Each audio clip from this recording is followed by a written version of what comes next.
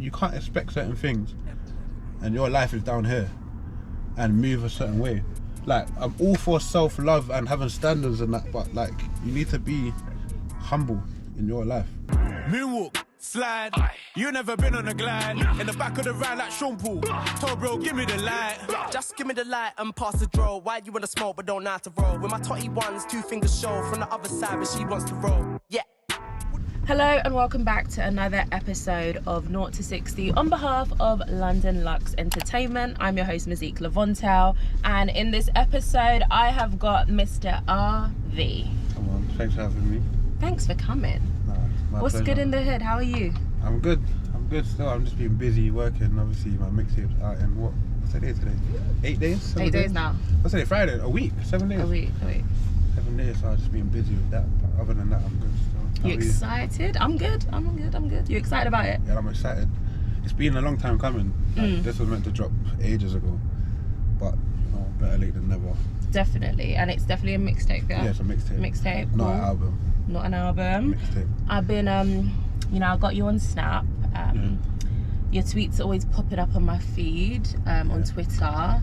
You're a master troll on the internet. You think? Yes! I feel like that's a strong word. It is. Alright, cool. But I extent. wouldn't say, yeah, you're mad negative, but you definitely know how to trigger Yeah, alright, cool. people. That's what I will say. That still. That's what I will say. But the thing is, when I've watched some past interviews of yourself, like when you did last year, from that interview, I kind of gauged that, you know, there's actually a lot more to you than what, you know, what you're presenting in your music and also what you're presenting on social media, basically. And you stated that there are a lot of misconceptions when it comes to 100%. you. Do you feel like that's changed at all in the last year? Do you even try and change that at all? Or do you not mind people thinking of you one way? Because it's almost like, you know what, I'm gonna, you know, when people don't mind people thinking they're a little silly on the outside because they know they're smart on the inside, you know what I'm trying to say? I feel like me, mostly, I don't care because I feel like people already got their assumptions. Right. And I feel like people, like, for example, if I end up on the blogs, Yeah. I might read the first few comments and I see like the vibe and the angle that they're coming from. I'm like, you don't know the context of that tweet, you don't know what I'm talking about, nothing, but you're already getting off. So you've already got your idea of me or whatever me. So like, cool, you just go about your day, I go about mine. I'm not gonna spend my day trying to change your thing of me, do you know what I'm saying? Right. But it's like, people don't know me, and sometimes I feel like there's so much vim towards something that I would say. I'm like, you don't even know me to care so much. So it's like, I can separate the internet from real life. But I feel like some people have a problem doing that. That's true. That's true. But then if you're, I feel like you're so anti-women at times. Bro, everyone says that, but do you know what it is, yeah? It's banter. This is why I had to address it. One I'm is addressing banter, it and now. two, it's like, there could be a topic on the timeline involving women. Yeah. I might say something related to the topic. It goes on the blog and it just looks like I'm getting at women. But like I said, it's taken out of context. Because it's on a whole other app. There's no context behind it, what I'm saying. It just looks like, yo.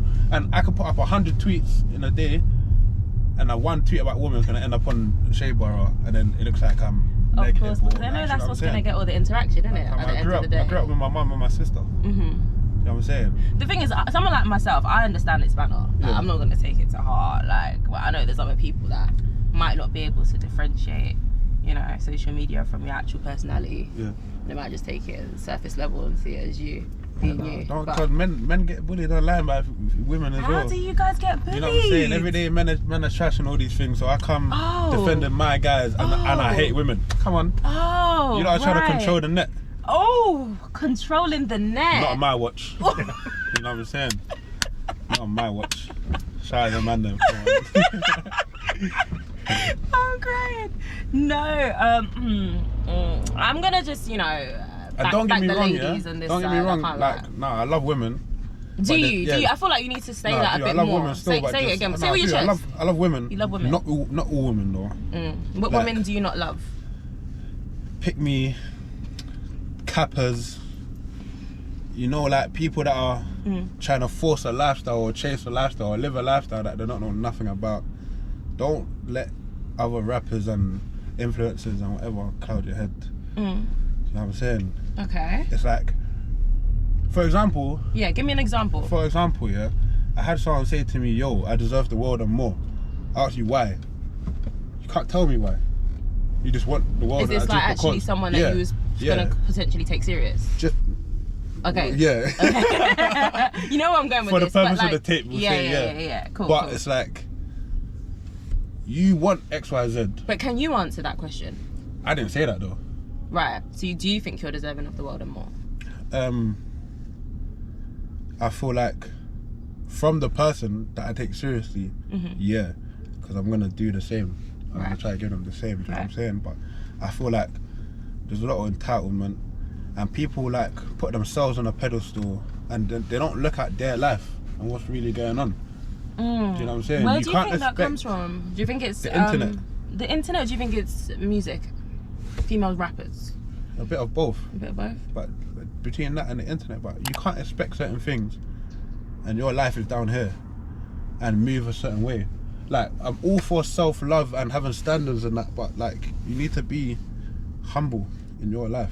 Because if you're like, I don't even want to, you know, you see these interviews, yeah, they're setups.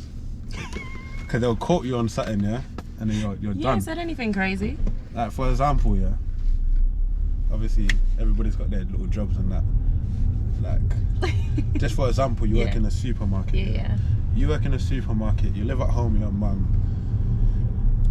You might be driving, you might not be driving, but your life is a certain way, innit? You can't expect to be treated like a queen from somebody that's in a different position to you, and you don't have nothing to offer really to that person. So you're saying basically the lifestyle, the financial situation, like how far you are in your career, how established you are, needs to match. 100%. That's what you're saying. You're struggling to pay your bills at the end of the month, but you're telling you, yo, a man has to buy me this and take me here and do me this. That's not making sense. Because I've heard a few guys that I've spoken to, they say like they don't even care like how much the woman earns, like as long as she's just got like morals. Yeah, no, and a good that's the main thing. But I'm saying people are demanding certain things that they can't obtain for themselves. Right. And that's crazy. Right. Yeah, like a man has to fly me out, or he can't chat to me, or a man has to do X, Y, Z. And automatically I'm looking at you, I'm like, can you do that for yourself? And then those are the type of people I don't like. It's not like I've got a problem with women. Do you know what I'm saying? People that are humble and just like doing their cool, own thing, steady, doing your thing. Yeah, like I'll uplift you. I rate that. Rate your thing. I love when I see like a woman doing her thing. I see girls driving around with bigger cars than me, and I'm like, that, I rate that. Love that. You know what I'm saying? Love that. But when you can't even get your own Uber home and you're telling, yo, a man has to do X, Y, Z, don't do that. I want to know what's going on with your podcast. Oh, yeah. Because you said like the main reason you wanted to create your podcast was because you felt like you wanted to, you know, get like just speak more about certain topics and things, and instead of doing loads of interviews, just, you know, have your own podcast. I feel like sometimes I'm blunt, or I'll just say a sentence, and then people interpret it however they interpret it, or they feel like, oh, that's mad. But if I actually go to explain, they understand where I'm coming from. But I'm not the type of person to do a whole thread on Twitter like explaining myself. So you can just watch my podcast, and it shows my personality, like banter, serious side, and like drawing people out, or like asking certain questions that people might think, oh, you know what, I didn't want to answer, that's mad, but you have to come and answer it. But the podcast is definitely on the way. Obviously right now the mixtape's coming out soon, so I'm just focused on that. As soon as the mixtape out, podcast is number 2. So in a nutshell, like, can we expect like guests on the podcast? Yeah, 100%. Is it going to be just like a mixture of different things? There's going to be a lot of guests on there still. Yeah. I need more female guests. You're going to come on there and defend females. Come on and defend females. That's a good conversation that we can have still. I will, because I don't agree with everything, don't get twisted, and I'm not here for like, I'm not even like a, you know, the new age type of, I'm not with the new age feminism type movement. If I'm honest, I'm pretty old school. Like, I like men to be men, women to be women. We do our things. We play our parts and we come together. That's kind of how I see it. But I'm here for also women doing their thing these days, 100%. speaking up these days, and not just being submissive and quiet when it comes to their rights and what's, you know, right and wrong in society. So that's where I stand by. You know, I'm gonna come on your podcast and have a little chat with you guys. So you're old fashioned then? Yeah, a little bit, just a little bit. So what are you like as a girlfriend? Oh. Old fashioned. What are you like as a boyfriend? Huh? I feel like I'm a trophy. You know, it is. I don't really do. For you to be able to call me your boyfriend, must be serious. And That's the best way though. If we're at that stage, then I'm proper. Yeah. But anything up to then, it's inconsistency. I'm not even gonna lie. But I feel like I'm a good boyfriend. But yo, if you're not my girl, yeah. Says RV single taken. I'm sure some females want to know. I don't feel that there's anyone out there that can claim me still. So that means, you know, you gotta answer the question. Huh? Gotta answer the question, single taken? Single. Single. Lovely. With girlfriends. Ooh. You like that one? I don't like that one. And I don't think they like that one either. When we come, we do it proper. When we come, we do it proper. Beef with the team, are you sure at? Before rap, up blocks got stepped on like a doormat. All I want is more rap. Does it ever, like, annoy you or irritate you in any way at all when people seem to always ask you questions with you and Headie? Nah, I wouldn't say. When you are your own person, you are your own artist. Sirens. So PTSD. Right? No, I wouldn't say it annoys me or anything. Because obviously Headie's my guy. And obviously we came up together. Yeah. Do you know what I'm saying? We came up together. All 17 was doing our thing together. We came up together. We made No Better. And then obviously I went jail and then No Better went off in it. So I feel like, obviously I'm back now. I'm doing my thing. I got my solo mixtape dropping now. But I feel like most people know me as RV from RV and Headie One. Yeah, like a duo. Yeah, so obviously I would expect that as well, but it's like, if you know who I am and you've got me to come on your show, you don't need to ask me about someone that's not here. Do you know what I'm saying? But other than that, I don't really have a problem with it still. Like, just big up all the man them. Yeah, you can ask me about all the man them. You can say, yeah, RV and Headie, you can say RV, OFB. You know what I'm saying? Shout out everyone there, shout out the man them. You know what I'm saying? I like OFB. I think you guys I liked you guys more after watching the Chords episode. Okay, yeah. Because I feel like you got to see everyone's kind of personalities. Not everyone was there, of course, but like the people that were there, you got to see their 100%. personalities, like what you guys thought, your perspectives on things, and even the younger lot, like they had some solid points to bring to the table. Especially the question about what was it? Is OFB the best group to come out of the UK or something like that? Yeah. And then you guys kind of just split a bit, but I think you guys have got mad potential to do incredible things. Yeah, no, 100%. And just like create a massive wave as a collective in the UK. So we're just waiting for everything to open up again. And then, we just need to hit them with it still. That could be but do you know what it is? like I just feel like parties and events. Yeah, that's coming anyway. That. You're not rolling. Yeah? You're not rolling. But I feel like everyone's doing, like, I'm doing my thing, Headie's doing his thing, Abs is doing his thing, Desi's doing his thing, Bando and Els are doing their thing. Yeah, we just need to come together and do OFB. And then I feel like, that's the thing that needs to happen next. I want to talk to you about quickly, like ownership. Okay. Just because something I wanted to pick your brain about, something you've spoken about in the past, and how important it is to you. Ownership in your life, in your career. Yeah. And where are you at mentally with all of that? And what are kind of goals for you in your life? Things that you're going to kind of set out? In terms of ownership in my life, like... And your career. And my career is... Well, in career, you always want to own your masters. 100%. Like, you never want to sell something that can continuously make you money. Do you know what I'm saying? So, like, you can always sell your house and get your check, but once that check's done, you're done basically. But you got your house forever, that will always make you money. So it's like trying to do the independent thing in my career for as long as possible, but I'm not naive. Like, if I get a good deal, record deal, I'll take it. Or if I get to a point where I feel like, yo, you see this independent thing, it's not really working out for me as much as I would like it to, then I would. And I feel like that's how anyone should be in anything, because you can have control or you can own 100% of something, but if that 100% is not really making no money, you're better off owning a percentage of something that is. Right. You know what I'm saying?